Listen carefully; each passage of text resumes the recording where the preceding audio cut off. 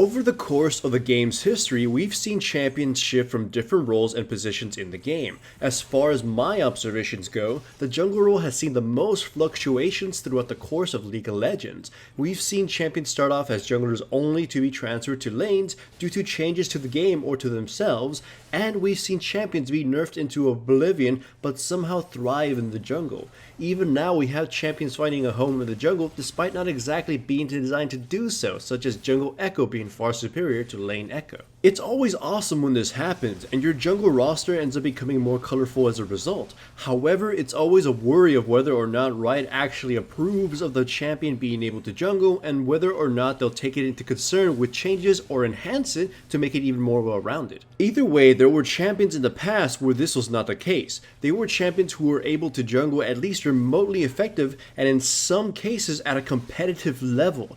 Unfortunately, Riot decided that the champions needed changes and in turn weakened their jungle tremendously and eliminated them from the game. Jungle-wise, I mean, of course. Now, I won't say that you can't technically make these champions jungle right now, but they were far more effective in the past. Still, as most of us should know, being able to do something doesn't necessarily mean you actually should. The first one on this list is Darius. My god, was he by far one of my most favorite champions to ever play as a jungler. I actually used him to get myself to Diamond in the past.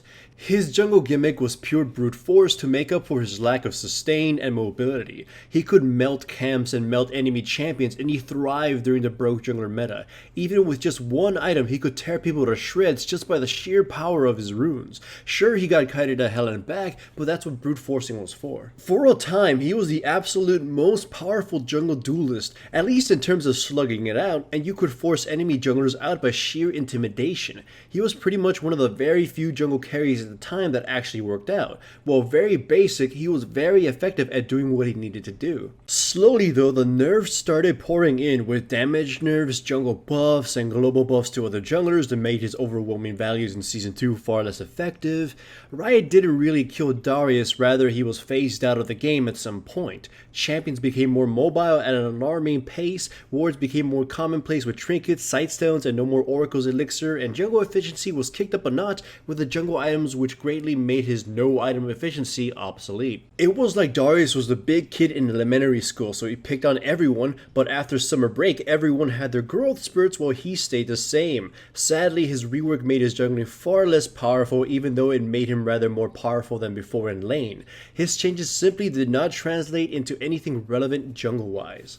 Kindred was not the first marksman jungle. Technically that falls to Vayne, but it was tedious to do so with her and ultimately pointless. In my opinion, the first marksman jungle with no painful tedium was Jinx. The combination of her gun steroid and the old leashing mechanics allowed her to grind camps easily and keep them aggroed while far enough to avoid taking any damage. She was one of the very few champions who could exploit this in such a brutal way due to her obscene level 1 attack speed. To add to this, she also sported some forms of utility, so she had some fallback in case she got a bit underfarmed or got destroyed in the jungle and had to play from behind. She was a very interesting case because she was very obviously not meant to jungle, although she was simply just an average jungler, aside from the niche of course, but she was insanely powerful in lane and players were clamoring for nerfs. This meant that her jungle would obviously be short-lived as a result. It was fun while it lasted though. I never really played it in ranked aside from a single time. I've used it a few times on and off in normal games with friends, but it is definitely ridiculously weaker than before. The lack of leashing tricks and the general nerfs she's accumulated has weakened it tremendously, that it's basically pointless and honestly detrimental to do so. Still, she deserves the mention as the ease of her jungle and the exploit she took advantage of makes her memorable. Now, I know some people still force Karthus into the jungle and some may even have success, but there's no denying he was much better before. Jungle Karthus was by far one of my absolute most favorite jungle champions to ever play. He was ridiculously fast at farming, did tons of damage, and was a general nuisance to the enemy team mid and late game. He was a super unconventional jungler and broke a lot of rules at the same time. His jungle didn't really exploit anything or do anything fancy. Jungle Karthus simply nuked camps down with his spammable Q and farmed at a lightning pace. Who needs sustain when you can just melt monsters before they can hit you?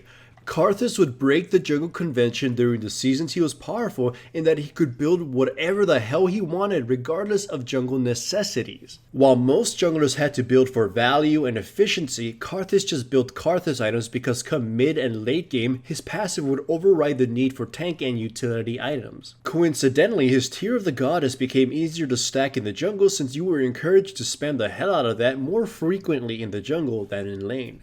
Much like Darius though, Jungle Karthus wasn't nerfed out of the jungle, but was simply phased out by changes to the game. The monsters becoming harder to kill and the removal of Spirit Stone was a big blow to Karthus. Even though he can still jungle, he gets far too beat up early now, and his natural jungle oppressors have far excelled past him. I'm still hoping that Riot considers giving Karthus some jungle buffs to try to carve him out of jungle niche. Karthus feels like a champion that could make a naturally good jungler that could fill a weird niche not commonly seen in junglers while having plenty of weaknesses that can be exploited. Zyra, the champion that no one plays, was a ridiculously weird jungler. She was able to melt camps and use her plants to tank for her, so her sustain was deceptively high. Her utility is well known as well with her snare and her huge AoE knockup ultimate. What made her weird though was her item choices. Jungle Zyra was built using Spirit of the Lizard Elder because her plants actually procced it and it allowed her to trade her burst damage for sustained damage instead.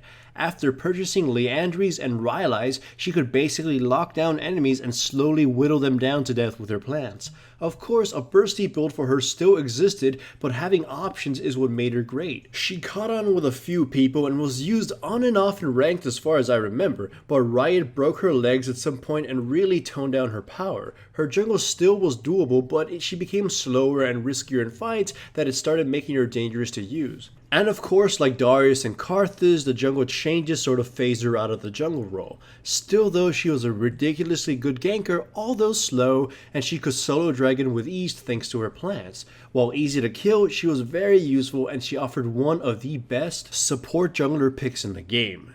Perhaps one of the more stylish junglers, Jungle Twisted Fate actually made it into competitive at one point and was one of the reasons why Jungle Lee Sin got a revamp. You simply can't let a jungler with a short cooldown targetable stun exist. With that in mind, I actually don't have any footage of his competitive streak and simply have some super old footage before his rework when he was more niche and less competitive and the cool leeching tricks weren't there yet. Still though, he's someone worth talking about. Simply put, he was a walking stun machine that could set up kills and snowball teams super damn hard. In his earliest jungle iterations, he was merely niche because he had weak clearing and sustain, but his yellow card and ultimate was always a super deadly combination.